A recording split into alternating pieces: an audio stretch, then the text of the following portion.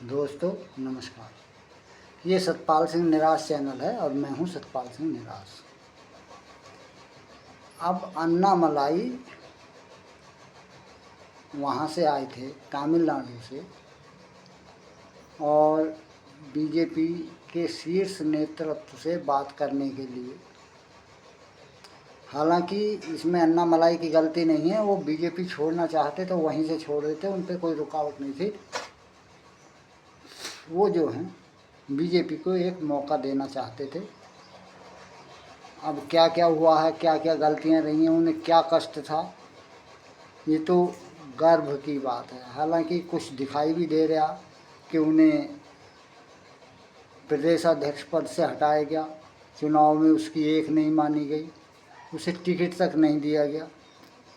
मान लो बात यही है या इससे भी ज़्यादा है, वो तो वो ही खुद जानते होंगे। वो यहाँ आए थे बात करने, उनकी बातचीत हुई नवीन से जो बीजेपी अध्यक्ष हैं, BL संतोष से हुई, अमित शाह से हुई, प्रधानमंत्री से मिलना चाहते थे लेकिन बड़ा व्यस्त समय था, एक विदेशी प्रधानमंत्री आए हुए थे तो उनकी बातचीत में प्रधानमंत्री व्यस्त थे, उनसे मुलाकात नहीं हो सकी और वो जो थे भारी मन से दिल्ली से वापस तमिलनाडु लौट गए। तो उन्हें उच्छृंखल या कहने से ओछा आदमी तो नहीं कहा जा सकता। अगर ओछे होते तो वहीं से इस्तीफ़ा दे देते या वहीं से घोषणा कर देते तमिलनाडु से। वो दिल्ली तक आए, अपनी बात रखी और फिर आ गए हैं। अगर वो पार्टी अलग बनाते हैं, अलग पार्टी बनाने का सुगबुगाहट चल रही है, तो उन्हें फ़ायदा हो या ना हो, लेकिन बीजेपी को नुकसान ज़रूर हो, क्योंकि वो भी हिंदुत्ववादी नेता हैं। वो सनातन को बड़े ज़ोरदार तरीके से उठाते हैं और उनकी वजह से फ़ायदा भी हुआ था बीजेपी को। अब पता नहीं क्या सोच के उसे बढ़ावा नहीं दिया गया या उसे कोई उसकी बात नहीं मानी गई, ये तो बीजेपी जानती है।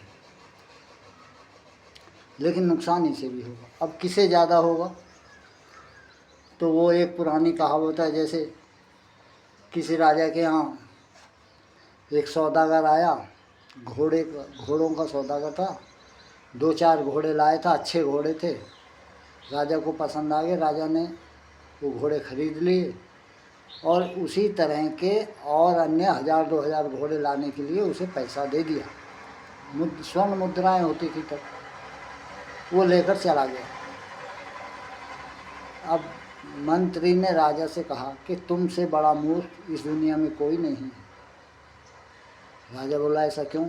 बोले तुम उसे जानते नहीं, कहाँ का रहने वाला है, कहाँ का नहीं। उसे इतनी स्वर्ण मुद्राएं दे दी, अगर वो वापस नहीं आया तब?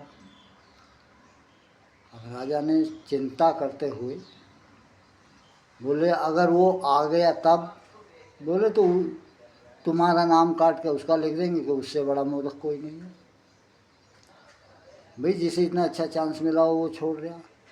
अब इसमें मूर्ख कौन है, बीजेपी है या अन्ना मलाई है, ये तो कहा नहीं जा सकता। ये तो तब पता चलेगा जब कोई चुनाव में कसौटी पर कसा जाएगा।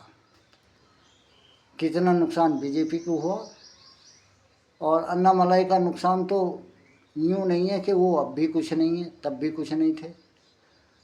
हाँ, उम्मीद ज़रूर थी, होता या ना होता। अब हालांकि बीजेपी को नुकसान है।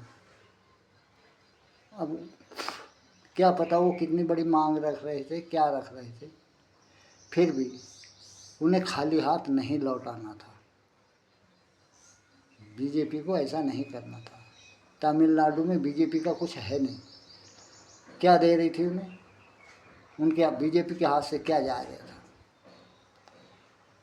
और उसका क्या छिन गया? दोनों खाली हाथ थे, खाली हाथ हैं। तो इसमें मैं बड़ा दिल दिखाते हुए बीजेपी को जो है उनकी बातें मान लेनी थी।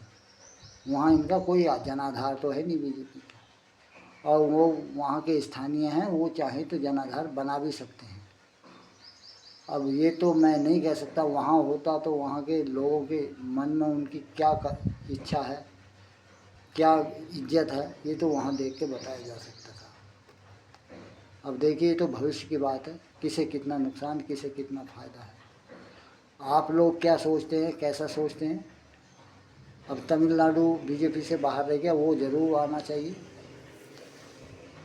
मेरी तो यही इच्छा है। आपकी क्या राय है, कमेंट्स करके बताइए। और वीडियो को देखिए, पूरा देखिए। इच्छा हो तो सब्सक्राइब कीजिए, नहीं तो आपका मन है